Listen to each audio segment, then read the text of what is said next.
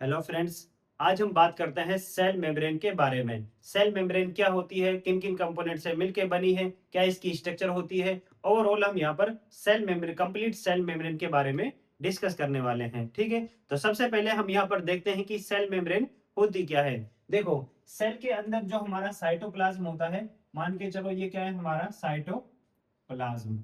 ये क्या है, हमारा साइटोप्लाज्म। सेल का साइटोप्लाज्म जिस मेम्ब्रेन से बाउंड होता है, उसी मेम्ब्रेन को हम क्या नाम देते हैं, सेल मेम्ब्रेन। क्या कहते हैं, साइटोप्लाज्म जिस मेम्ब्रेन से बाउंड होता है, उसी मेम्ब्रेन को हम क्या नाम देते हैं, सेल मेम्ब्रेन। क्लियर है। अब देखो, जो हमारी सेल मेम्ब्रेन होती है, इसकी जो थिकनेस है वो बहुत कम होती है, इसीलिए हम इसको कहते हैं थिन लेयर। क्या कहते हैं, थिन लेयर। इसके बाद जो हमारी सेल मेम्ब्रेन है वो बहुत सॉफ्ट होती है। अगर आप इसको ऐसे साइड से दबाएंगे तो इजीली दब जाती है, अगर आप इसको छोड़ देंगे तो वापस से अपनी उसी फॉर्म में आ जाती है। इस वजह से हम इसको क्या कहते हैं, इलास्टिक। क्या कहते हैं, इलास्टिक। इसके बाद देखो, जो हमारी सेल मेम्ब्रेन है, इसके अंदर मेटाबॉलिक रिएक्शंस प्रेजेंट है, और इस वजह से हम इसको क्या कहते हैं, लिविंग लेयर। क्योंकि जिस पार्ट के अंदर मेटाबॉलिक रिएक्शन प्रेजेंट होती है, उस पार्ट को हम क्या कहते हैं, लिविंग पार्ट। ठीक है, तो ये लेयर कैसी है, लिविंग लेयर है, क्योंकि इसके अंदर मेटाबॉलिक रिएक्शंस क्या है, प्रेजेंट है। तो ये कैसी लेयर हो गई, living layer. Living layer. Clear है। अब देखो, इसके बाद जो हमारी सेल मेम्ब्रेन है, वो सभी सेल्स के अंदर प्रेजेंट होती है, चाहे वो यूकैरियोटिक सेल हो, चाहे वो प्रोकैरियोटिक सेल हो, सभी के अंदर प्रेजेंट है। इस वजह से हमने इसको क्या कहा है, यूनिवर्सल लेयर। Universal layer. ठीक है। अब देखो, जो हमारी सेल मेम्ब्रेन है, इसका कोई कलर नहीं होता, ये कैसी होती है, ट्रांसपेरेंट। ट्रांसपेरेंट। इसके अंदर से आप चीजों को आर पार देख सकते हैं। ठीक है, कैसी होगी, ट्रांसपेरेंट। और दूसरी ये कैसी होती है, रीजनरेटिव। रीजनरेटिव। अब देखो, रीजनरेटिव का क्या मतलब है, हमारी जो सेल मेम्ब्रेन है वो बहुत सॉफ्ट है, बहुत थिन होती है, ये कई बार क्या हो जाती है, डैमेज हो जाती है, खराब हो जाती है, टूट जाती है। तो ये खुद का रिफॉर्मेशन कर लेती है, रीजनरेशन कर लेती है। ठीक है, वापस से रीजनरेशन कर लेती है, इसीलिए हमने इसको क्या कहा है, रीजनरेटिव। क्या कहा है, रीजनरेटिव। और अगली बात क्या है, जो हमारी सेल मेम्ब्रेन है, ये क्या है, electron electron microscopic. Electron microscopic layer. देखो, जो हमारी सेल मेम्ब्रेन है, ये बहुत थिन होने की वजह से हमें सिंपल माइक्रोस्कोप के अंदर क्लियरली विजिबल नहीं होती, और इसको क्लियरली विजिबल करने के लिए हमें इलेक्ट्रॉन माइक्रोस्कोप की हेल्प लेनी पड़ती है। इस वजह से हमने इसको क्या कहा है, इलेक्ट्रॉन माइक्रोस्कोपिक लेयर। ठीक है, तो ये कुछ सेल मेम्ब्रेन के बारे में बेसिक बातें हैं जो आपको याद रखनी है। अगली अब हम बात करते हैं सेल मेम्ब्रेन के नेचर के बारे में। तो अगली जो हमारी हेडिंग है वो क्या है, nature of cell membrane. Nature. देखो, जो हमारी सेल मेम्ब्रेन है, इसका नेचर होता है selectively selectively permeable. Selectively permeable and quasi fluid, या आप इसको कह सकते हैं सेमी फ्लूइड। Semi fluid. देखो, जो हमारी सेल मेम्ब्रेन है, उसका नेचर कैसा है, selectively permeable and quasi fluid या सेमी फ्लूइड। ठीक है। अब देखो, सेलेक्टिवली परमिएबल का क्या मतलब है, जैसे मान लीजिए हमारी क्या है, सेल मेम्ब्रेन। ये क्या है, जो सेल मेम्ब्रेन क्या है हमारी, हर मटेरियल को एंट्री नहीं देती, कुछ मटेरियल को क्या देती है, एंट्री देती है, लेकिन कुछ मटेरियल को एंट्री नहीं देती। ये सेलेक्ट करती है कि किन मटेरियल को अंदर जाने देना है और किन मटेरियल को अंदर जाने नहीं देना। ठीक है, तो ये क्या करती है, सिलेक्ट करती है, इसीलिए कैसी लेयर है, सिलेक्टिवली परमिएबल। सिलेक्ट करके ये क्या कराती है, एंट्री कराती है, इसीलिए कैसी लेयर हो गई, सिलेक्टिवली परमिएबल। और दूसरी बात, जो ये क्वासी फ्लूइड और सेमी फ्लूइड है, इसके बारे में अभी हम थोड़ी देर बाद में क्या करेंगे, डिस्कस करेंगे। क्लियर है। अब देखो, आगे अब हम बात करते हैं सेल मेम्ब्रेन के स्ट्रक्चर के बारे में। Structure.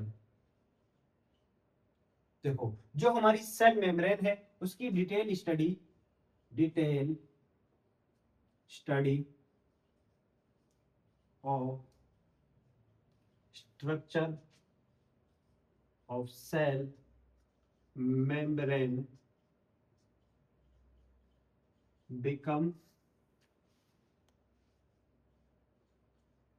possible after 1950 because electron microscope was invented। देखो, जो हमारी सेल मेम्ब्रेन है उसके स्ट्रक्चर की डिटेल स्टडी पॉसिबल हो पाई थी 1950 के बाद में, क्योंकि मैंने आपको बताया कि जो हमारी सेल मेम्ब्रेन है वो हमें इलेक्ट्रॉन माइक्रोस्कोप की हेल्प से क्लियरली विजिबल होती है और सिंपल माइक्रोस्कोप से क्लियरली विजिबल नहीं होती। तो 1950 में इलेक्ट्रॉन माइक्रोस्कोप की हेल्प, इलेक्ट्रॉन जो माइक्रोस्कोप है उसकी क्या हुई थी, डिस्कवरी हुई थी। और 1950 से पहले कोई भी इलेक्ट्रॉन माइक्रोस्कोप नहीं था, इसीलिए जो हमारी सेल मेम्ब्रेन है उसके स्ट्रक्चर की डिटेल स्टडी कब पॉसिबल हो पाई थी, 1950 के बाद में। ठीक है, तो वही बात यहाँ पर लिखी है, detail study of structure of cell membrane become possible after 1950 electron microscope was invented. जो हमारी सेल मेम्ब्रेन है उसके स्ट्रक्चर की डिटेल स्टडी 1950 के बाद में पॉसिबल हो पाई थी, क्योंकि 1950 में इलेक्ट्रॉन माइक्रोस्कोप की क्या हुई थी, डिस्कवरी हुई थी। ठीक है, अब देखो, सेल मेम्ब्रेन की स्ट्रक्चर को एक्सप्लेन करने के लिए या स्टडी करने के लिए किस सेल की हेल्प ली गई थी, ह्यूमन आरबीसी सेल की। किस सेल की, ह्यूमन आरबीसी सेल की। तो human RBC help to reveal the structure of cell membrane. Cell membrane की स्ट्रक्चर को एक्सप्लेन करने के लिए किस सेल की हेल्प ली गई थी, ह्यूमन आरबीसी की। किस सेल की, ह्यूमन आरबीसी की। अब देखो, ह्यूमन आरबीसी सेल की हेल्प क्यों ली गई। देखो, मान के चलो, हम पहले बात करते हैं कि नॉर्मल सेल की हेल्प क्यों नहीं ली गई थी। ठीक है, तो पहले हम क्या, देखो मान के चलो ये हमारी क्या है, कोई नॉर्मल सेल, ये क्या है हमारी कोई नॉर्मल सेल। ठीक है, अब देखो ये क्या है, नॉर्मल सेल की सेल मेम्ब्रेन। ये क्या है, सेल मेम्ब्रेन। ये हमारी नॉर्मल सेल की सेल मेम्ब्रेन। ठीक है, अब इसके अंदर ये क्या प्रेजेंट है, न्यूक्लियस। न्यूक्लियस के पास भी क्या है, न्यूक्लियर मेम्ब्रेन। ये क्या है इसकी, न्यूक्लियर मेम्ब्रेन। ये है न्यूक्लियर मेम्ब्रेन। ठीक है, अब ऐसे इसके पास क्या होगा, माइटोकॉन्ड्रिया प्रेजेंट होगा। फिर माइटोकॉन्ड्रिया की क्या होगी, माइटोकॉन्ड्रियल मेम्ब्रेन प्रेजेंट होगी।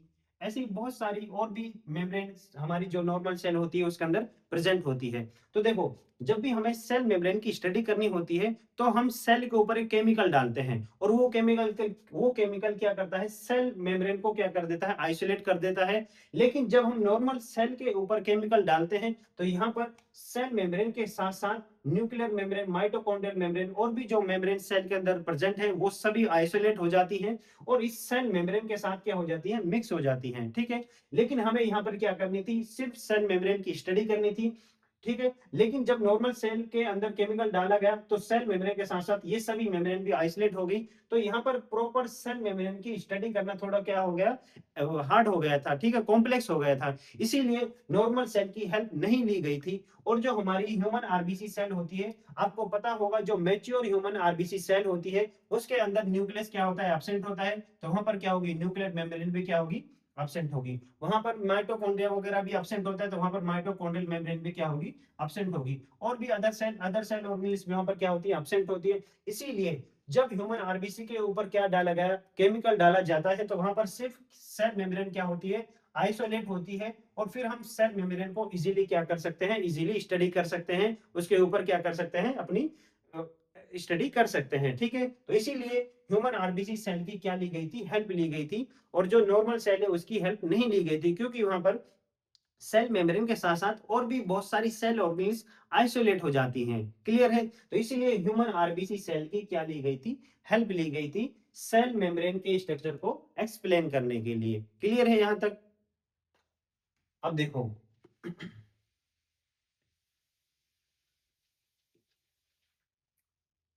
अब देखो, जब ह्यूमन आरबीसी सेल की स्टडी करके सेल मेम्ब्रेन के स्ट्रक्चर को देखा गया, तो जो हमारी ह्यूमन आरबीसी की सेल मेम्ब्रेन थी वो मिलके बनी थी लिपिड, प्रोटीन एंड कार्बोहाइड्रेट से। तो अब हम बात करेंगे chemical composition of cell membrane of human RBC. देखो, जब ह्यूमन आरबीसी के स्ट्रक्चर की स्टडी की गई तो उसकी जो स्ट्रक्चर सेल मेम्ब्रेन थी वो किन केमिकल से मिलके बनी थी, वो मिलके बनी थी लिपिड, लिपिड और प्रोटीन और किससे, कार्बोहाइड्रेट से, कार्बोहाइड्रेट। ठीक है, अब देखो यहाँ पर जो लिपिड मिला वो मिला था 40%, कितना, 40%। और प्रोटीन यहाँ पर देखने को मिला था 52% और कार्बोहाइड्रेट यहाँ पर मिला था 8%। ठीक है, ये डाटा हमारी एनसीईआरटी के अंदर भी गिवन है। आपको याद रखना है कि जो ह्यूमन आरबीसी सेल होती है उसकी सेल मेम्ब्रेन के अंदर लिपिड, प्रोटीन और कार्बोहाइड्रेट है, उनकी अमाउंट कितनी होती है, ये आपको क्या करनी है, याद रखनी है। ठीक है, अब देखो यहां तक हमें पता चल चुका था कि जो सेल मेम्ब्रेन होती है ह्यूमन आरबीसी की वो लिपिड, प्रोटीन और कार्बोहाइड्रेट से मिलकर बनी है। अब जो साइंटिस्ट थे उन्होंने अदर सेल्स की सेल मेम्ब्रेन के ऊपर स्टडी की, ये पता करने के लिए कि जो अदर सेल्स हैं उनकी सेल मेम्ब्रेन किन कंपोनेंट से मिलकर बनी है। ठीक है, तो जब उन्होंने अदर सेल्स के ऊपर स्टडी की, उनकी सेल मेम्ब्रेन को देखा, ऑब्जर्व किया, तो उन्होंने पता लगाया कि सभी सेल्स की सेल मेम्ब्रेन लिपिड, प्रोटीन और कार्बोहाइड्रेट से मिलकर बनी है। ठीक है, तो उन्होंने बाद में क्या बात कही कि cell membrane of all cells is made up of lipid, protein and carbohydrate, carbohydrate, but amount of these chemicals, these chemicals differ from cell to cell. देखो उन्होंने क्या कहा कि जितनी भी सेल्स हैं सभी सेल्स की सेल मेम्ब्रेन लिपिड, प्रोटीन और कार्बोहाइड्रेट से मिलकर बनी होगी, लेकिन इन केमिकल्स की जो अमाउंट है वो क्या होगी, सेल टू सेल क्या होगी, डिफरेंट होगी। जैसे उन्होंने कहा कि जैसे हमारी जो ह्यूमन आरबीसी है उसके अंदर लिपिड 40% है, ये किसी अदर सेल्स के अंदर 50 हो सकता है, 60 भी हो सकता है, 30 भी हो सकता है। सेम उसी तरीके से प्रोटीन की जो अमाउंट है वो भी चेंज हो सकती है, कार्बोहाइड्रेट की जो अमाउंट है वो भी क्या हो सकती है, डिफरेंट हो सकती है। तो उन्होंने कहा कि सभी सेल्स की सेल मेम्ब्रेन लिपिड, प्रोटीन और कार्बोहाइड्रेट से तो मिलके बनी होगी, लेकिन इनकी जो अमाउंट है वो क्या होगी, डिफरेंट हो सकती है। ठीक है, तो ये बातें उन्होंने सेल मेम्ब्रेन के बारे में बताई। अब यहां तक हमें ये पता चल चुका है कि जो हमारी सेल मेम्ब्रेन है वो लिपिड, प्रोटीन और कार्बोहाइड्रेट से मिलके बनी है। ठीक है, अब यहाँ पर जो बात आती है, जो सवाल आता है वो ये है कि जो हमारी सेल मेम्ब्रेन है उसके अंदर इन लिपिड, प्रोटीन और कार्बोहाइड्रेट का अरेंजमेंट कैसा है। अब इस अरेंजमेंट को बताने के लिए बहुत सारे मॉडल्स दिए गए थे। ठीक है, और सबसे लेटेस्ट जो मॉडल दिया गया, जो सबसे लास्ट में सेल मेम्ब्रेन के इनकी अरेंजमेंट को बताने की जो मॉडल दिया गया था वो है फ्लूइड मोज़ेक मॉडल। क्योंकि इस मॉडल के अंदर इनकी जो अरेंजमेंट है उनको बहुत प्रॉपर वे में समझाया गया। ठीक है, और सबसे लास्ट में दिया गया था और सभी ने इस मॉडल को क्या किया, एक्सेप्ट किया। और हमारी जो एनसीईआरटी है उसके अंदर भी सिर्फ फ्लूइड मोज़ेक मॉडल ही गिवन है। ठीक है, तो अब हम उस मॉडल के बारे में पढ़ेंगे जो है हमारा फ्लूइड मोज़ेक मॉडल, कि उसके अंदर लिपिड, प्रोटीन और कार्बोहाइड्रेट के अरेंजमेंट के बारे में क्या कहा गया, कैसे बताया गया, कैसे उन्होंने एक्सप्लेन किया। ठीक है, तो अगली जो हमारी हेडिंग है वो क्या है, fluid mosaic model.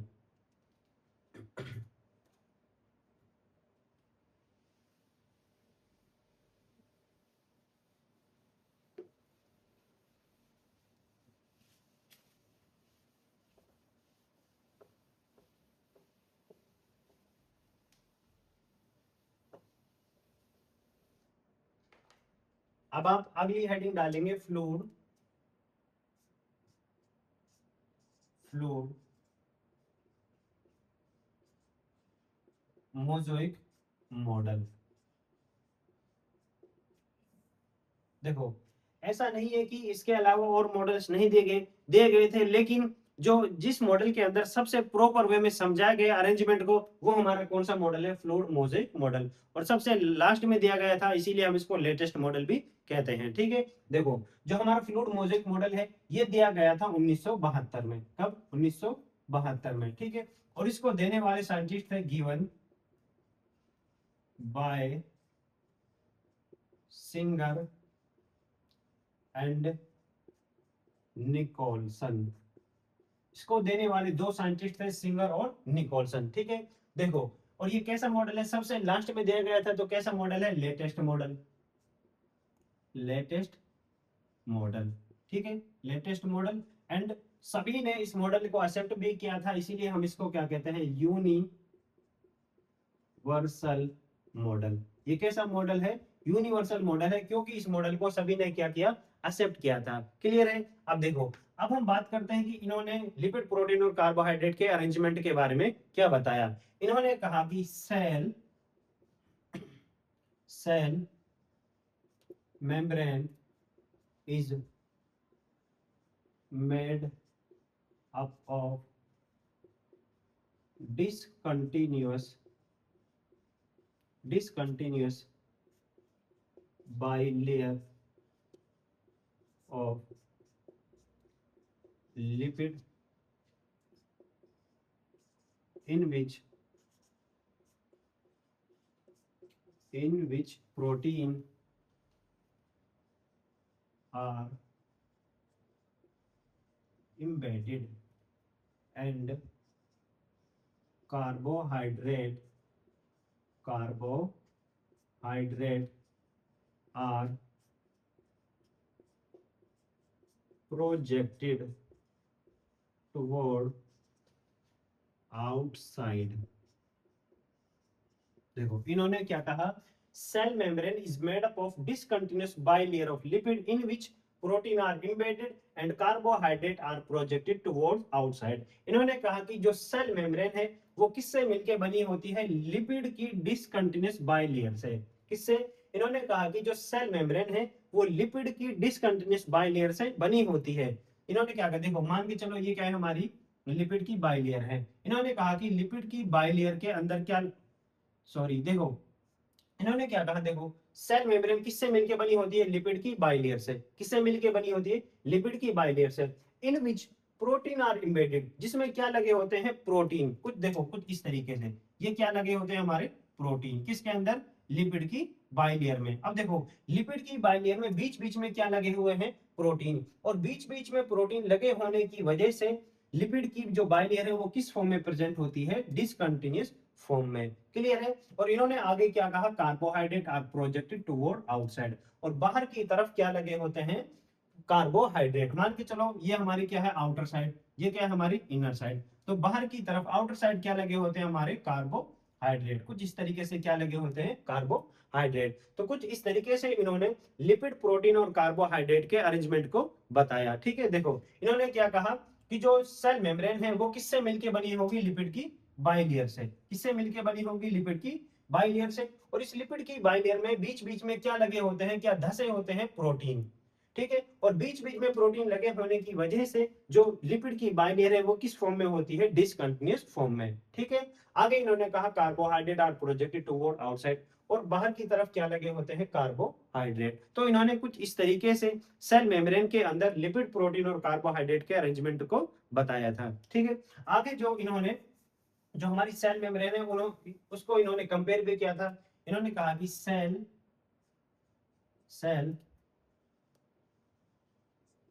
Membrane is just like iceberg in ocean and gulab jamun in sugar solution.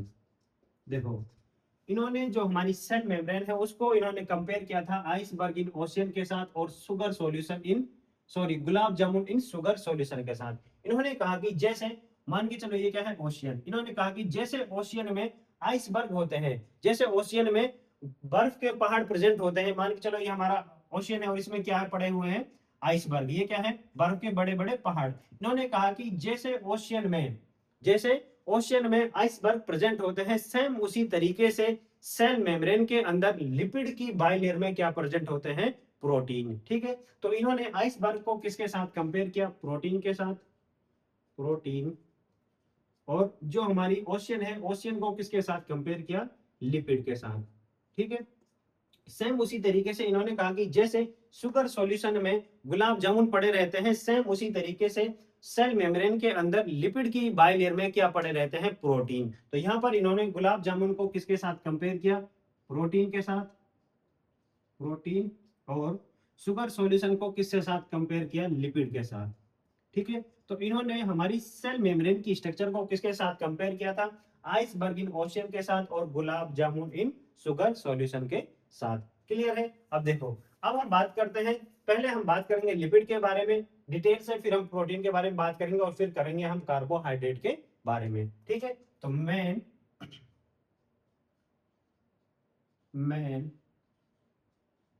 Component of cell membrane, cell membrane के अंदर मेन कंपोनेंट कौन से हैं, पहला है इसके अंदर लिपिड, दूसरा है यहाँ पर प्रोटीन, प्रोटीन, और तीसरा है कार्बोहाइड्रेट, कार्बोहाइड्रेट। ठीक है, तो पहले आप हेडिंग डालेंगे लिपिड, फिर हम बात करेंगे प्रोटीन के बारे में और फिर हम बात करेंगे कार्बोहाइड्रेट के बारे में।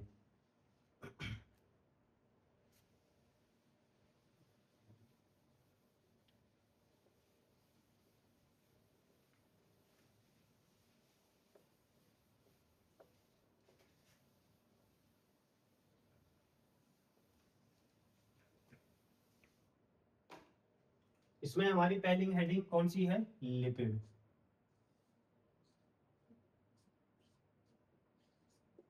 देखो, लिपिड को हम क्या कहते हैं, लिपिड क्या है, main structural component of cell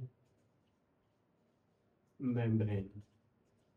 देखो, जो हमारी सेल मेम्ब्रेन है उसकी स्ट्रक्चर को बनाने के लिए कौन सा कंपोनेंट रिस्पॉन्सिबल है, लिपिड। ठीक है, जो लिपिड है ये सेल मेम्ब्रेन की स्ट्रक्चर को बनाती है, सेल मेम्ब्रेन के फ्रेमवर्क को बनाती है, इसीलिए हमने इसको क्या कहा है, main structural component of cell membrane. देखो, जो हमारी सेल मेम्ब्रेन होती है उसमें लिपिड की बाइलेयर प्रेजेंट होती है, ये क्या है, बाइलेयर है, और इसमें बीच बीच में क्या लगे हुए हैं, प्रोटीन। तो इन्होंने कहा कि जैसे आप क्या है कि जो हमारी सेल मेम्ब्रेन है अगर उसके अंदर से आप प्रोटीन्स को हटा दें तो यहाँ पर चांस है कि जो हमारी सेल मेम्ब्रेन है उसकी स्ट्रक्चर बनी रह सकती है। लेकिन अगर आपने सेल मेम्ब्रेन के अंदर से लिपिड को हटा दिया, लिपिड की जो बाइलेयर उसको हटा दिया, तो जो सेल मेम्ब्रेन है उसकी स्ट्रक्चर क्या हो जाएगी, खत्म हो जाएगी। मतलब स्ट्रक्चर को बनाने के लिए रिस्पॉन्सिबल कौन है, लिपिड है, इसलिए इन्होंने कहा main structural component of cell membrane. ठीक है, अगली बात देखो, जो हमारी सेल मेम्ब्रेन है उसके अंदर जो लिपिड है, लिपिड प्रेजेंट होती है डिसकंटिन्यूअस बाइलेयर की फॉर्म में। ठीक है,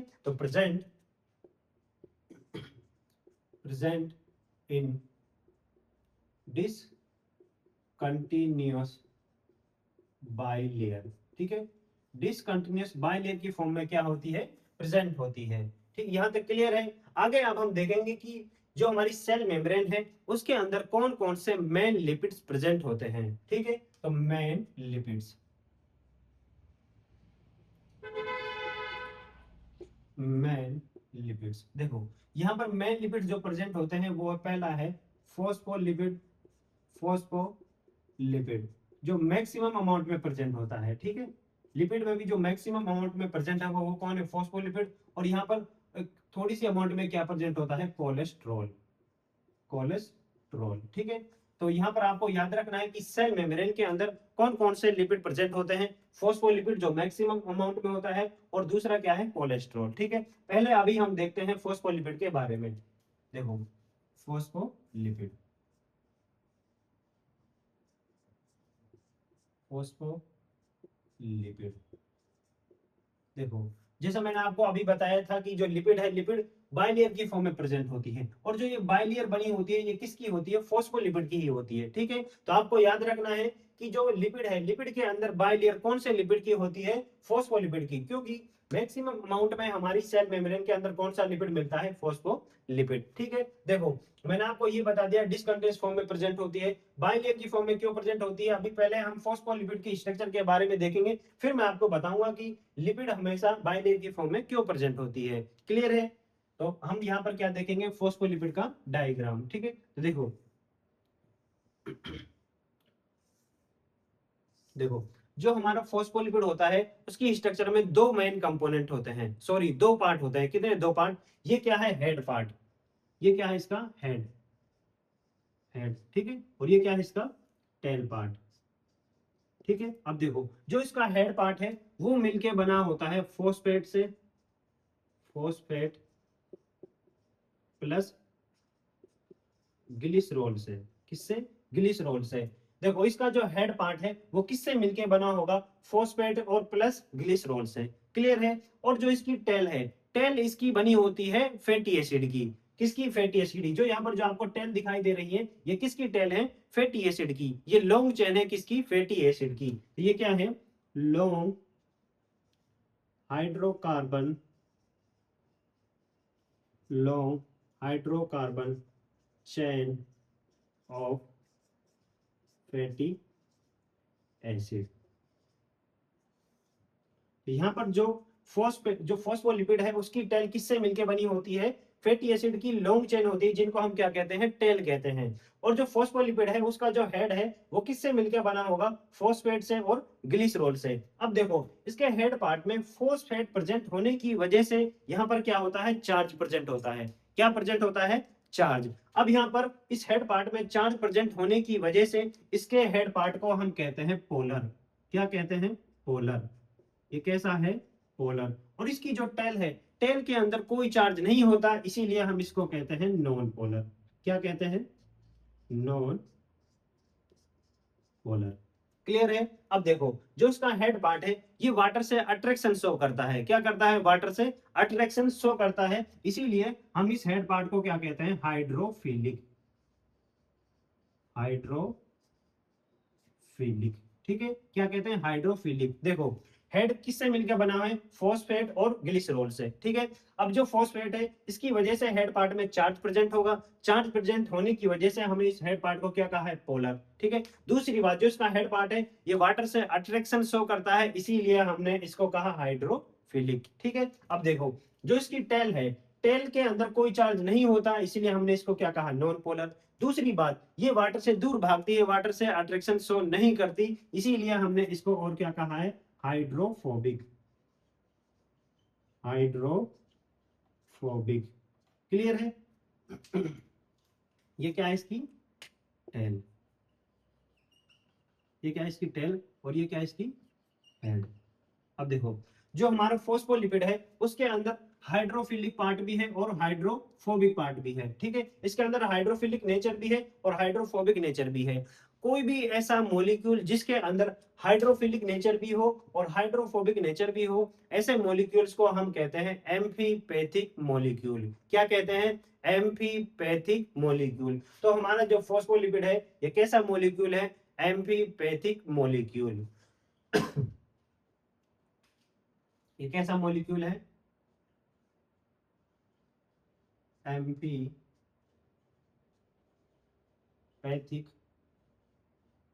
मॉलिक्यूल। ठीक है, देखो यहाँ पर एम्फी का मतलब क्या है, बोथ, और पैथिक का मतलब क्या है, नेचर। ऐसा मॉलिक्यूल जिसके अंदर दोनों नेचर प्रेजेंट हो। और कौन से दोनों nature, hydrophilic, hydrophilic plus hydrophobic.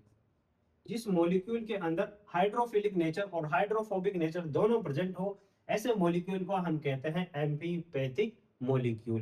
Clear है। हमारा जो फॉस्फोलिपिड है उसके अंदर हाइड्रोफिलिक भी है और हाइड्रोफोबिक भी है, तो इसलिए हमने फॉस्फोलिपिड को कैसा मॉलिक्यूल कहा है, एम्फीपैथिक मॉलिक्यूल। अब देखो अब हम यहाँ पर देखते हैं कि फॉस्फोलिपिड की हमेशा बाइलेयर ही क्यों प्रेजेंट होती है लिपिड के अंदर, सॉरी सेल मेम्ब्रेन के अंदर। ठीक है, तो यहाँ पर पहले हम देखेंगे कि सिंगल लेयर से क्यों नहीं, सिंगल लेयर क्यों प्रेजेंट नहीं होती, और यहाँ पर हम देखेंगे बाई लेयर क्यों प्रेजेंट होती है। ठीक है, तो ये हमारी यहाँ पर हम डिस्कस करेंगे सिंगल लेयर के बारे में।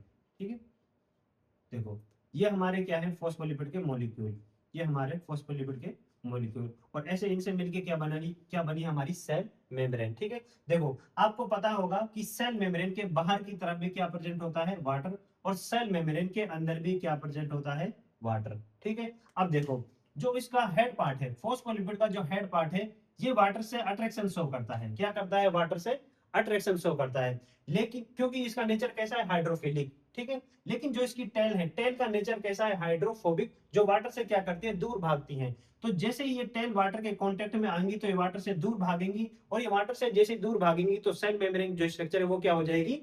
बन नहीं पाएगी, ठीक है। क्योंकि ये वाटर से क्या भागेंगी? दूर भागेंगी। दूर भागेंगी तो सेल मेम्ब्रेन की कभी भी स्ट्रक्चर नहीं बन पाएगी, ठीक है। लेकिन अब आप देखो, यहाँ पर हम बात करते हैं डबल मेम्ब्रेन के बारे में या बाइलेयर के बारे में, ठीक है। बाइलेयर, बाइलेयर देखो यहाँ पर क्या होता है, ये हमारी फॉस्फोलिपिड है, फॉस्फोलिपिड।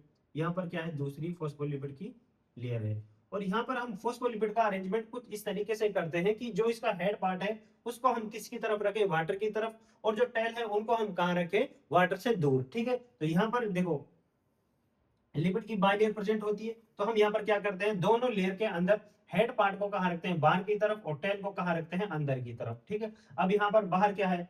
वाटर, और अंदर भी क्या है? सेल मेम्ब्रेन के वाटर। अब देखो इधर वाटर है, इधर क्या है? हेड पार्ट है, तो वाटर से अट्रैक्शन हो जाएगा। इधर वाटर है, इधर क्या है? हेड पार्ट है, इधर वाटर से क्या हो जाएगा? अट्रैक्शन हो जाएगा। और जो हमारी सेल मेम्ब्रेन है उसकी स्ट्रक्चर पे क्या हो जाएगी? बन जाएगी। इसीलिए देखो अगर सिंगल लेयर की होती तो वाटर से दूर भागती और सेल मेम्ब्रेन की स्ट्रक्चर नहीं बन पाती। लेकिन जैसे ही हमने बाइलेयर बनाई तो बाइलेयर होने की वजह से सेल मेम्ब्रेन की जो स्ट्रक्चर है वो इजीली बन जाती है। इसीलिए फॉस्फोलिपिड की हमेशा क्या होती है? बाइलेयर होती है, सिंगल लेयर क्या होती है? एब्सेंट होती है, ठीक है। तो आपको रफली एक बार याद रखना है कि बाइलेयर क्यों प्रेजेंट होती है, ठीक है। और जो बाइलेयर प्रेजेंट होती है उसके अंदर भी आपको याद रखना है कि जो हेड पार्ट है वो कहाँ होता है? आउटर साइड, और जो टेल है वो कहाँ होती है? इनसाइड, ठीक है। दोनों लेयर के अंदर हेड पार्ट बाहर होंगे और जो टेल है वो दोनों कहाँ होंगी? अंदर की तरफ, इनसाइड होंगी, ठीक है। तो ये बातें आपको याद रखनी है। इससे हमें क्या क्लियर हो गया है कि बाइलेयर की फॉर्म में ये क्यों प्रेजेंट होती है, ठीक है। अब देखो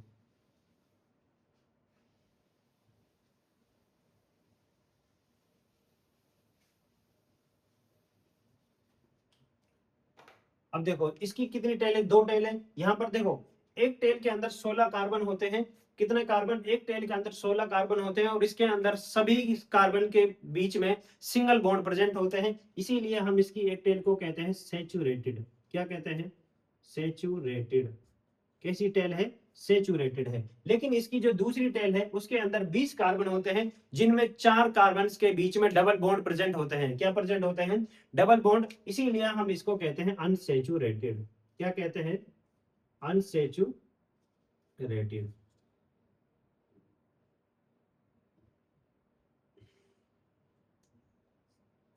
अनसेचुरेटेड, अनसेचुरेटेड। देखो यहाँ पर दो टेल हैं। फॉस्फोलिपिड के अंदर कितनी टेल होती है? दो। इनमें से एक टेल के अंदर सभी सारे बॉन्ड कैसे होते हैं? सेचुरेटेड। सॉरी, सभी बॉन्ड सिंगल बॉन्ड, सभी बॉन्ड कैसे होंगे? सिंगल होंगे। इसीलिए कैसी है? सेचुरेटेड है। लेकिन दूसरी जो टेल है उसके अंदर कुछ डबल बॉन्ड प्रेजेंट होते हैं, जिनकी वजह से हम इसको क्या कहते हैं? Unsaturated tail. और ये टेल किससे मिलकर बनी है? फैटी एसिड की, ठीक है। फैटी एसिड की चेन है। अब देखो फैटी एसिड की एक खास बात होती है कि जो अनसेचुरेटेड फैटी एसिड होता है वो लिक्विड नेचर की होती है। कैसी होती है? लिक्विड नेचर की। तो ये अनसेचुरेटेड है, ये क्या करती है? लिक्विड नेचर की है, ठीक है। ये आप ऐसा कह सकते हैं कि लिक्विड नेचर प्रोवाइड कराती है। और इस लिक्विड नेचर की वजह से ही हमारी जो सेल मेम्ब्रेन है उसको कौन सा नेचर मिलता है? Fluid nature. कौन सा नेचर मिलता है? Fluid nature. तो आपको याद रखना है कि सेल मेम्ब्रेन के अंदर जो फ्लूइड नेचर होता है वो किसकी वजह से है? वो अनसेचुरेटेड फैटी एसिड की वजह से है। और ये किसका पार्ट है? फॉस्फोलिपिड का।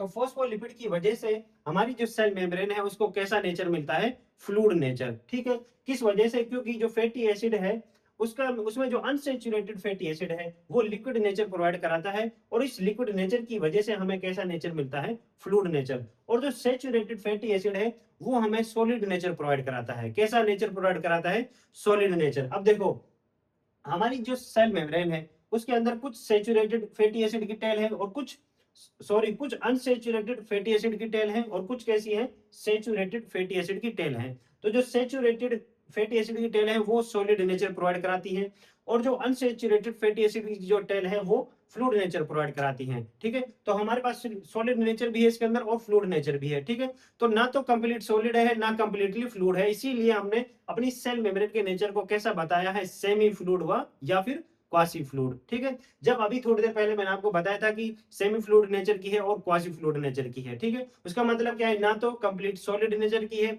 ना कंप्लीट फ्लूइड नेचर की है। इसीलिए हम कहते हैं कि जो हमारी सेल मेम्ब्रेन है उसका नेचर कैसा है, सेमी फ्लूइड नेचर या क्वासी फ्लूइड नेचर। ठीक है, अब देखो, तो यहां पर हम लिखेंगे कि ड्यू टू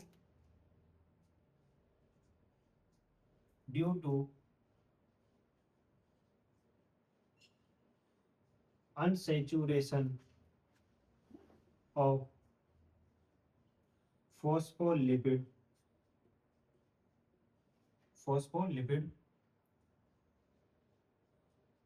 provide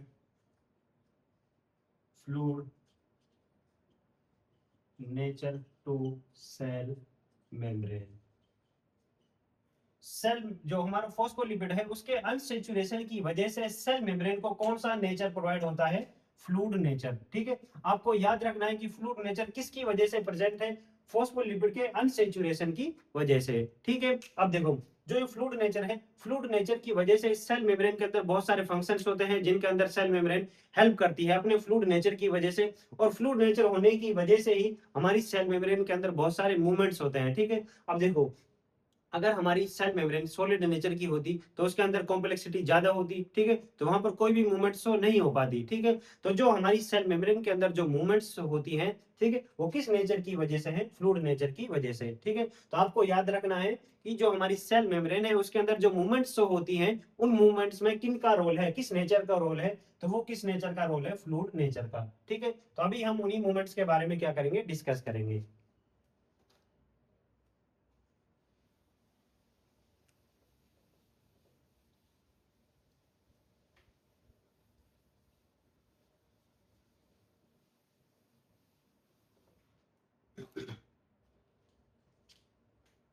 देखो, due to fluid nature of cell membrane, protein and phospholipid molecules show various movements।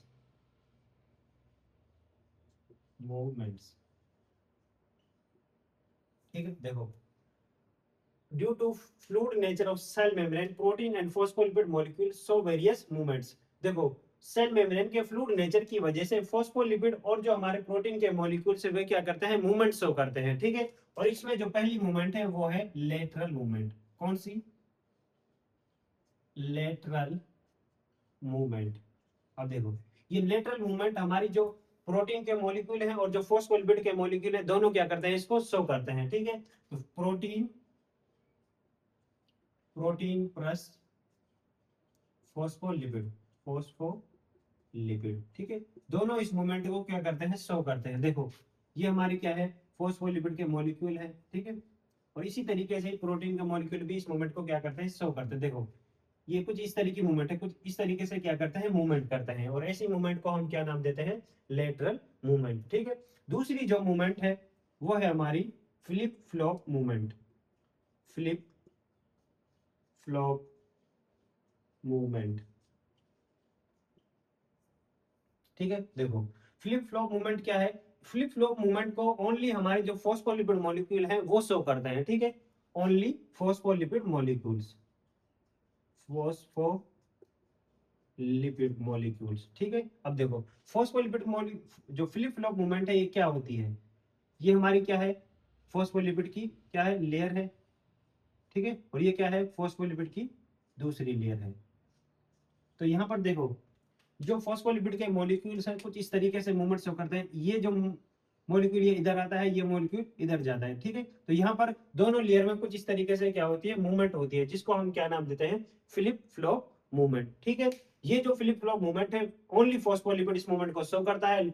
जो हमारी प्रोटीन के मॉलिक्यूल है उसके अंदर ये मूवमेंट नहीं होती है, ठीक है। हमारी जो प्रोटीन के मॉलिक्यूल है वो सिर्फ लेटरल मूवमेंट को क्या करते हैं, शो करते हैं, ठीक है। अब देखो हमारी जो सेल मेम्ब्रेन है, अगर हमें चेक करना है कि हमारी जो सेल मेम्ब्रेन है उसकी फ्लूइडिटी कितनी है, तो फ्लूइडिटी को चेक करने के लिए हम सेल मेम्ब्रेन के अंदर मूवमेंट को क्या करते हैं, चेक करते हैं। जितनी सेल मेम्ब्रेन के अंदर मूवमेंट होगी उतनी ही ज्यादा उस सेल मेम्ब्रेन की क्या होगी, फ्लूइडिटी होगी, ठीक है। तो हम फ्लूइडिटी को डायरेक्टली तो मेजर नहीं कर पाते, लेकिन हम उसकी जो मूवमेंट है उसके थ्रू फ्लूइडिटी को मेजर करते हैं। जितनी ज्यादा मूवमेंट है उतनी ज्यादा क्या होगी, उसकी फ्लूइडिटी होगी। इसमें हम लिखेंगे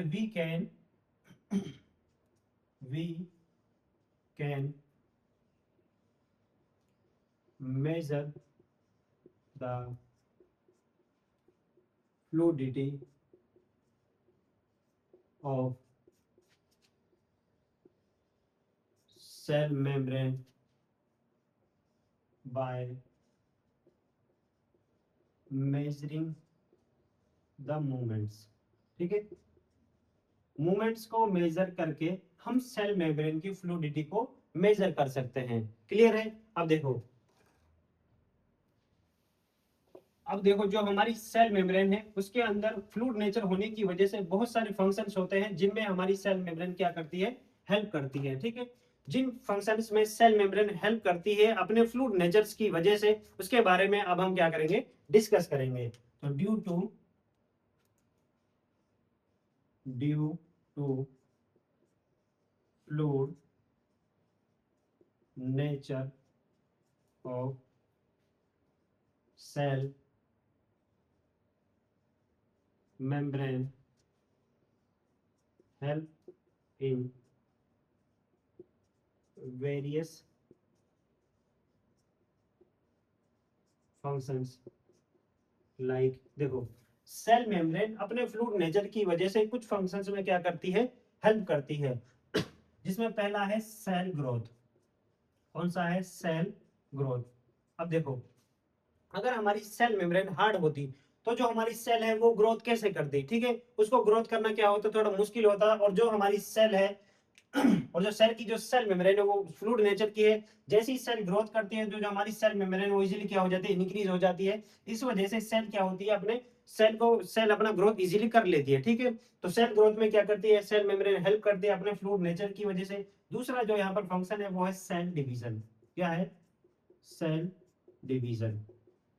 देखो जब सेल डिवीजन करती है तो उसकी जो सेल मेम्ब्रेन है वो क्या बनाती है, ग्रूव्स बनाती है, ठीक है, कुछ इस तरीके से। और ये जो ग्रूव्स हैं ये क्या होते हैं, अंदर की तरफ क्या हो जाते हैं, इंक्रीज हो जाते हैं। और कुछ टाइम बाद ये आपस में कनेक्ट हो जाते हैं और सेल, एक सेल से क्या बन जाती है, दो सेल बन जाती है, ठीक है। अगर सेल हार्ड होती तो ये ग्रूव्स नहीं बन पाती, ठीक है। फ्लूइड नेचर की वजह से ये फंक्शंस होते हैं, इसीलिए जो हमारी सेल मेम्ब्रेन है वो सेल डिवीजन में क्या करती है, हेल्प करती है अपने फ्लूइड नेचर की वजह से, ठीक है। दूसरा जो फंक्शन है वो है एंडोसाइटोसिस। एंडोसाइटोसिस, देखो एंडोसाइटोसिस का क्या मतलब है, किसी भी मटेरियल का सेल के अंदर इंटर करना, उसी को हम क्या कहते हैं, एंडोसाइटोसिस। अगर हमारी सेल मेम्ब्रेन हार्ड होती, सॉलिड होती, तो कोई भी मटेरियल अंदर इजीली नहीं जा पाता। सेल मेम्ब्रेन के फ्लूइड नेचर की वजह से ही मटेरियल्स का क्या होता है, मटेरियल्स की क्या होती है, एंट्री होती है सेल के अंदर। इसीलिए एंडोसाइटोसिस में क्या करती है, हेल्प करती है। अगला जो फंक्शन है वो सिक्रेशन। अब देखो किसी भी यूजफुल मटेरियल का सेल के बाहर रिलीज होना, उसको हम क्या कहते हैं, सिक्रेशन। अब देखो अगर सेल हार्ड होती, सॉलिड होती, तो कोई भी मटेरियल, कोई भी चीज बाहर इजीली नहीं जा पाती। तो फ्लूइड नेचर की वजह से क्या हो पाता है, सिक्रेशन हो पाता है। अगला जो फंक्शन है, help in formation, help in formation of intercellular intercellular junction. देखो जो हमारी सेल्स होती हैं, सेल्स के अंदर जो सेल मेम्ब्रेन है उसका फ्लूइड नेचर होने की वजह से सेल्स मूवमेंट शो करती हैं। मूवमेंट जब शो करती है तो मूवमेंट करती है तो पास पास आ जाती है और उनके बीच में जंक्शन बन जाता है, जिसको हम क्या कहते हैं, इंटरसेल्युलर जंक्शन। दो सेल के बीच में जो जंक्शन बनता है उसी को हम क्या कहते हैं, इंटरसेल्युलर जंक्शन। अगर देखो, अगर फ्लूइड नेचर नहीं होता तो सेल कभी ग्रो मूवमेंट नहीं कर पाती, अगर मूवमेंट नहीं करती तो कभी वो क्लोज नहीं जाती, और अगर कभी वो क्लोज नहीं जाती तो उनके बीच में इंटरसेल्युलर जंक्शन कभी नहीं बन पाता। तो सेल डिवी जो हमारी जो सेल मेम्ब्रेन है उसके फ्लूइड नेचर किस में हेल्प करता है, देखो, सेल ग्रोथ में, सेल डिवीजन में, एंडोसाइटोसिस में, सिक्रेशन में, और इंटरसेल्युलर जंक्शन के फॉर्मेशन में। ठीक है, तो ये कुछ बातें हैं जो आपको याद रखनी है। फ्लूइड नेचर की वजह से किन किन के अंदर सेल मेम्ब्रेन हेल्प करती है, ठीक है, कौन कौन सी मूवमेंट शो करती है, ठीक है, तो ये बातें आपको याद रखनी है। यहाँ पर हमारा जो फॉस्फोलिपिड है वो कंप्लीट होता है। अब हम बात करते हैं कोलेस्ट्रॉल के बारे में। किसके बारे में, कोलेस्ट्रॉल के बारे में। देखो, कोलेस्ट्रॉल, देखो, जो हमारा कोलेस्ट्रॉल है, कोलेस्ट्रॉल कैसा होता है, हार्ड हार्ड मॉलिक्यूल होता है। हार्ड और कैसा होगा, रिजिड, सॉरी, रिजिड और हार्ड, रिजिड होगा और कैसा होगा, हार्ड मॉलिक्यूल। ठीक है, देखो, और जो हमारा फॉस्फोलिपिड है वो कैसा होता है, फ्लूइड नेचर का होता है, बहुत सॉफ्ट होता है। और जो कोलेस्ट्रॉल है कैसा है, रिजिड है और हार्ड है। ये हमारी जो फॉस्फोलिपिड की जो लेयर होती है उसके बीच बीच में क्या होता है, ये कोलेस्ट्रॉल प्रेजेंट होते हैं, ताकि ये क्या करा सके, सेल मेम्ब्रेन को स्टेबिलिटी प्रोवाइड करा सके। ठीक है, तो ये इनका जो फंक्शन है वो क्या है, provide provide stability to cell membrane, provide stability stability to cell membrane. ये सेल मेम्ब्रेन को क्या कराता है, स्टेबिलिटी प्रोवाइड कराता है। क्लियर है। देखो, दूसरी बात, जो हमारी कोलेस्ट्रॉल है ये सिर्फ यूकेरियोट की सेल मेम्ब्रेन में क्या होती है, प्रेजेंट होती है, present only present only in eukaryotic cell membrane. ये सिर्फ यूकैरियोट की सेल मेम्ब्रेन के अंदर क्या होती है, प्रेजेंट होती है। कोलेस्ट्रॉल की जगह प्रोकैरियोटिक सेल मेम्ब्रेन के अंदर क्या प्रेजेंट होता है, होपेनोइड्स। जो काम कोलेस्ट्रॉल यूकैरियोटिक सेल मेम्ब्रेन के अंदर करता है वही काम होपेनोइड्स प्रोकैरियोटिक सेल मेम्ब्रेन के अंदर क्या करता है। ठीक है, तो होपेनोइड्स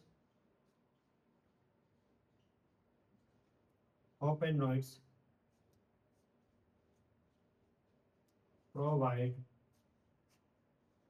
stability to prokaryotic cell membrane। ठीक है, प्रोकैरियोट की जो सेल मेम्ब्रेन है उसको स्टेबिलिटी कौन प्रोवाइड कराता है, होपेनोइड्स। ठीक है, और यूकैरियोट की सेल मेम्ब्रेन को कोलेस्ट्रॉल स्टेबिलिटी प्रोवाइड कराता है। यहाँ पर जो हमारी लिपिड वाला जो पार्ट है वो कंप्लीट है। अब हम बात करते हैं प्रोटीन के बारे में।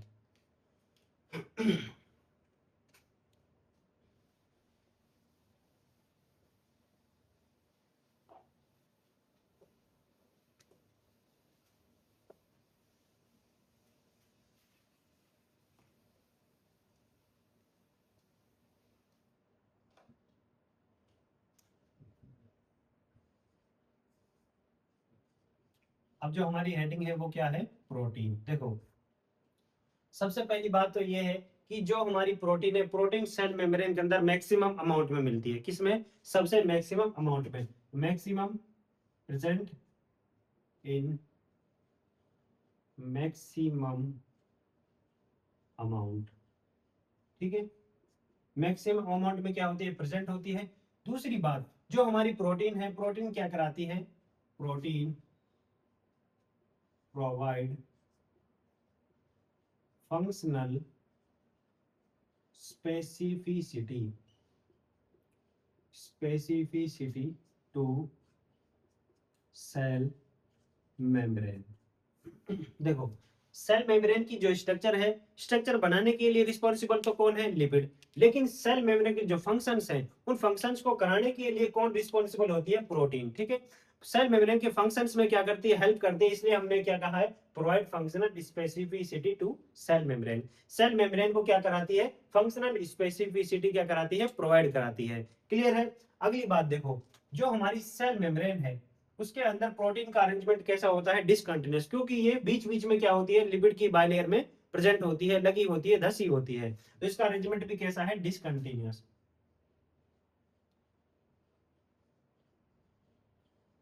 इसका अरेंजमेंट भी कैसा है, डिसकंटिन्यूअस। क्लियर है। अब देखो, अब जो हमारी सेल मेम्ब्रेन है उसके अंदर हमारी जो प्रोटीन है वो टू टाइप्स की होती है। कितने टाइप की, टू टाइप्स की।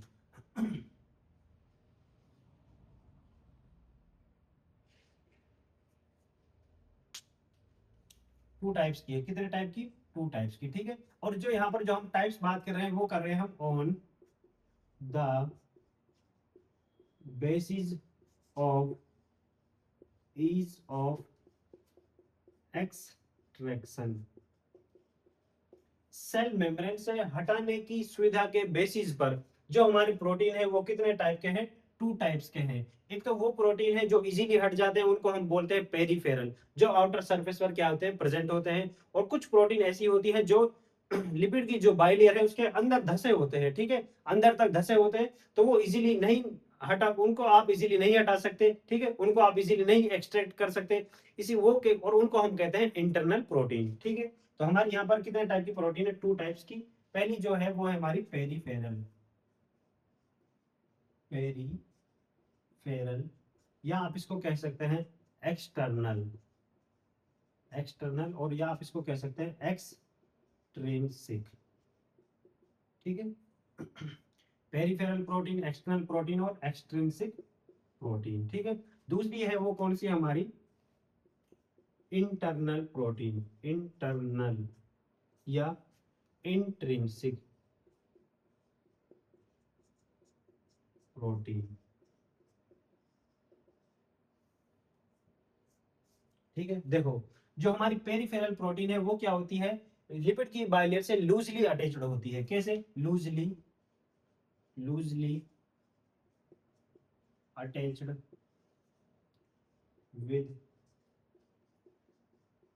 Lipid bilayer. लिपिड की बाइलेयर के साथ क्या होती है, लूजली अटैच्ड होती है। लेकिन जो हमारी इंटरनल प्रोटीन है वो क्या होती है, टाइटली अटैच्ड। कैसी होती है, tightly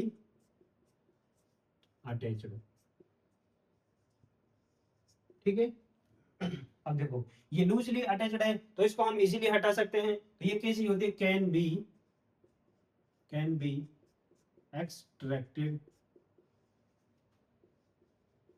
easily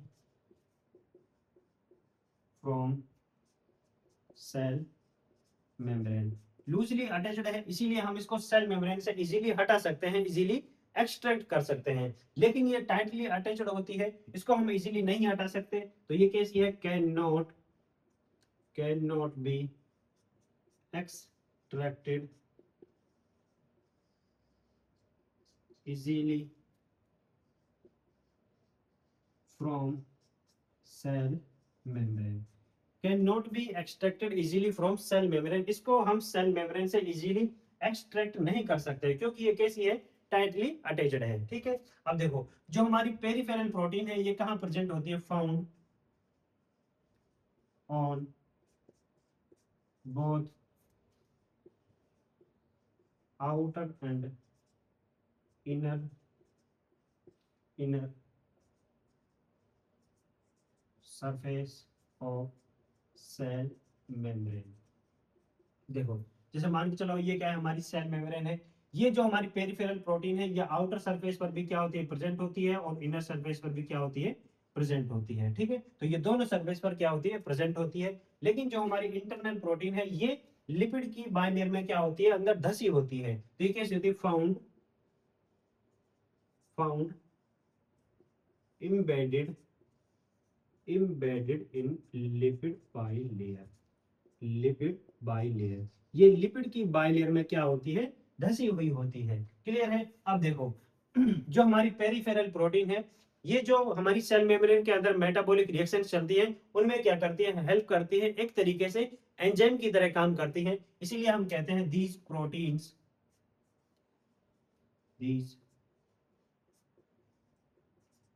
proteins have enzymatic activities, activities, ठीक है। ये कैसे, इनके पास कैसी एक्टिविटीज होती हैं, एंजाइमेटिक एक्टिविटीज होती है, क्योंकि ये रिएक्शंस को चलाने में क्या करती हैं, हेल्प करती हैं। इसीलिए हमने इसको क्या कहा है, these proteins have enzymatic activities। Clear है। अब देखो, जो हमारी इंटरनल प्रोटीन है, इंटरनल प्रोटीन भी हमारे पास टू टाइप्स की है। ये कितने टाइप की हैं, टू टाइप्स की। देखो, पहली है इसके अंदर partially buried, partially buried internal protein, ठीक है। दूसरी है यहां पर कंप्लीटली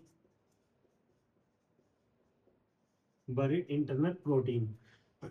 देखो, मान के चलो ये क्या है, हमारी सेल मेम्ब्रेन, ठीक है, और ये सेल मेम्ब्रेन के अंदर ये क्या है, लिपिड की बाइलेयर है, ठीक है। अब देखो, जो इंटरनल प्रोटीन है, कुछ इंटरनल प्रोटीन ऐसी होती है जो क्या होती है, कंप्लीटली बरीड होती है, कंप्लीटली धसी हुई होती है। ऐसी प्रोटीन को हम कहते हैं कंप्लीटली बरीड इंटरनल प्रोटीन। लेकिन कुछ इंटरनल प्रोटीन ऐसी होती है जो आधी धसी हुई होंगी और आधी का होंगी बाहर की तरफ प्रेजेंट होगी, उनको हम कहते हैं पार्शियली बरीड इंटरनल प्रोटीन, ठीक है। अभी जब हम इसको डायग्राम के थ्रू समझेंगे तब मैं आपको और अच्छे से एक्सप्लेन करके बताऊंगा, ठीक है। यहाँ पर जो हमारे प्रोटीन वाला पार्ट है वो खत्म होता है। अब हम बात करते हैं कार्बोहाइड्रेट के बारे में।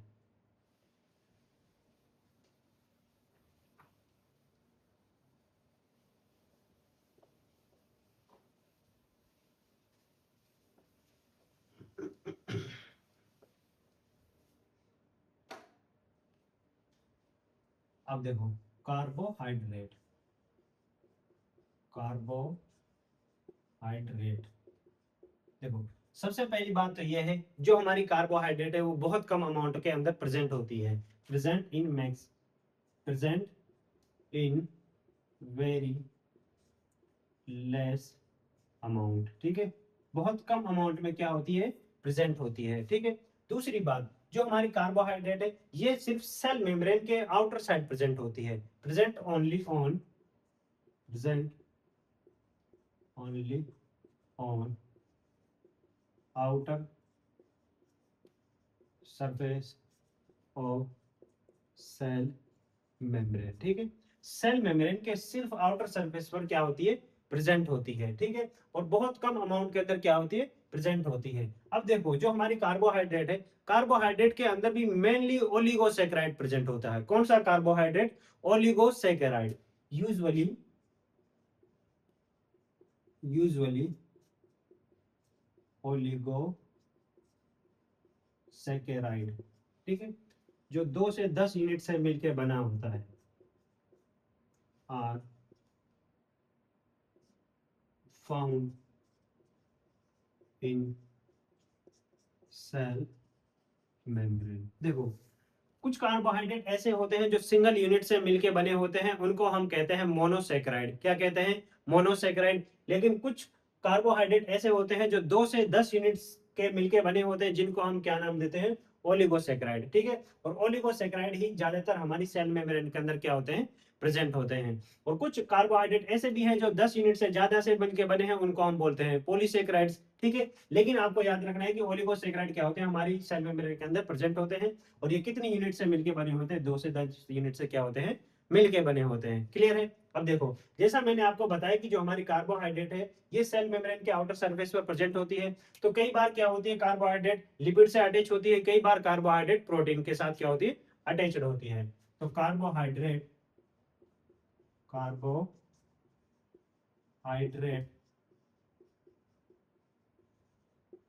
Attached with lipid. अगर कार्बोहाइड्रेट लिपिड के साथ अटैच्ड है तब हम इसको नाम देते हैं ग्लाइकोलिपिड, ग्लाइकोलिपिड। लेकिन कई बार जब हमारी कार्बोहाइड्रेट का प्रोटीन के साथ क्या होती है, अटैच्ड होती है, प्रोटीन के साथ क्या होती है, अटैच्ड होती है, तब हम इसको नाम देते हैं ग्लाइकोप्रोटीन। क्या नाम देते हैं, ग्लाइकोप्रोटीन। अब देखो, जो हमारी सेल मेम्ब्रेन है उसके अंदर कार्बोहाइड्रेट क्या करता है, आउटर साइड प्रेजेंट होता है, और ये सेल रिकॉग्निशन में क्या करता है, हेल्प करता है। जो बाहर जो मेटेरियल है, बाहर जो सेल वगैरह जो प्रेजेंट होती है, उनको पहचानने में क्या करता है, हेल्प करता है। तो हेल्प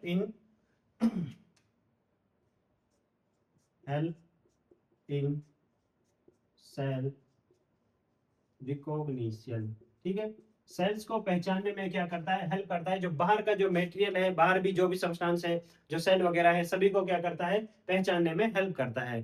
क्लियर है। अब देखो यहाँ पर जो हमारी थ्योरी है वो कंप्लीट होती है। अब हम बात करते हैं जो हमारा फ्लूइड मोज़ेक मॉडल है उसके डायग्राम के बारे में।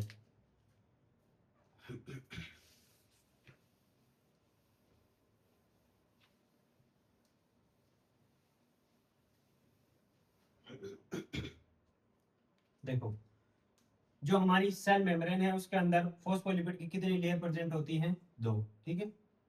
जिस तरीके से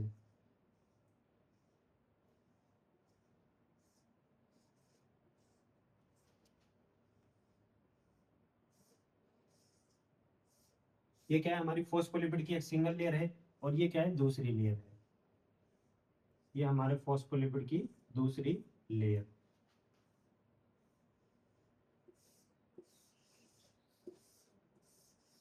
देखो ये क्या है, हमारी बाई लेयर, बाई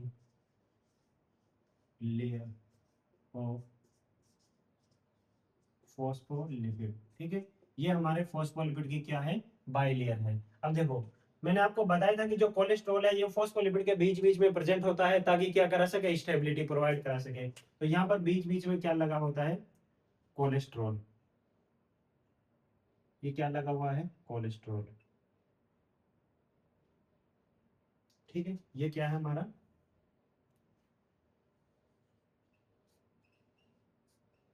कोलेस्ट्रॉल, ठीक है। अब देखो अगली अब हम बात करते हैं प्रोटीन के बारे में। देखो मैंने आपको बताया कुछ प्रोटीन ऐसी होती है जो सरफेस पर प्रेजेंट होती है, ठीक है। बिल्कुल सरफेस पर क्या होती है, प्रेजेंट होती है, दोनों सरफेस पर।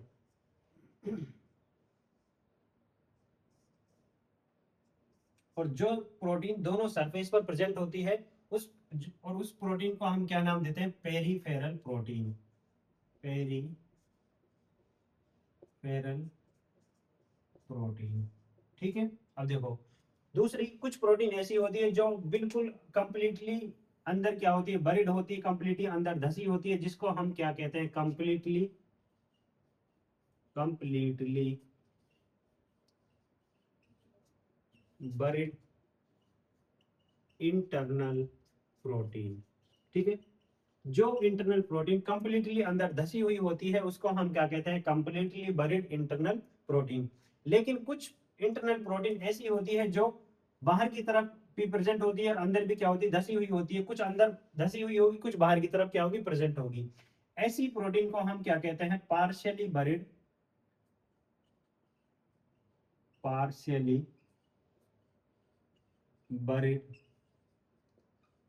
इंटरनल प्रोटीन, ठीक है। तो ये क्या होगी, पार्शियली बरीड इंटरनल प्रोटीन। अब देखो जो कंप्लीटली बरीड इंटरनल प्रोटीन है ये क्या है, कंप्लीट बाइलेयर में, जो लिपिड की बाइलेयर है, कंप्लीट लिपिड की बाइलेयर में प्रेजेंट है। तो ये क्या करती है, सब्सटेंस के ट्रांसपोर्टेशन में क्या करती है, हेल्प करती है। इधर के जो मटेरियल है उसको इधर ट्रांसपोर्ट करती है, उधर के को और अंदर से बाहर, ठीक है, बाहर से अंदर, ठीक है। तो इसको हम क्या कहते हैं, इसलिए जो कंप्लीटली बरीड इंटरनल प्रोटीन है इसको हम नाम देते हैं ट्रांस मेम्ब्रेन,